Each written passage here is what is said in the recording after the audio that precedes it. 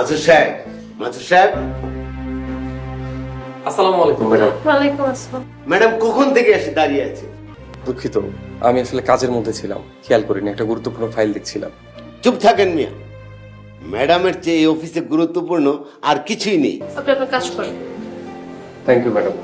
আপনার সাথে একটু বসা দরকার, 1 ঘন্টা পর বসতে যাচ্ছি। ঠিক আছে, আপনি চলে আসুন। আসসালামু আলাইকুম। ওয়ালাইকুম আসসালাম। বসুন। বলুন মিস্টার মাসুদ সাহেব। ম্যাডাম, আমি সব দিকে যথাযথ নজর দেননি। দ্যাটস ট্রু যে আমি আমার এমপ্লয়ীদের অনেক বিশ্বাস করেছিলাম। এনিওয়ে, কত টাকা লস হয়েছে এনি আইডিয়া? মাত্র 3 মাসের বিল ভাউচারে যত গলদ।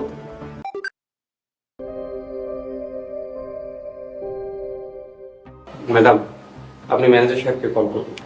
যা বলার আমি ওনার সামনেই বলবো। কারো অবর্তমানে কারোর বিষয়ে মন্দ কথা বলা। আমাকে ডেকেছেন? এখানে লক্ষ লক্ষ টাকা গরমিল। এখানে সবগুলো, কিন্তু সবগুলো টাকা তো আপনার পকেটেই গেছে।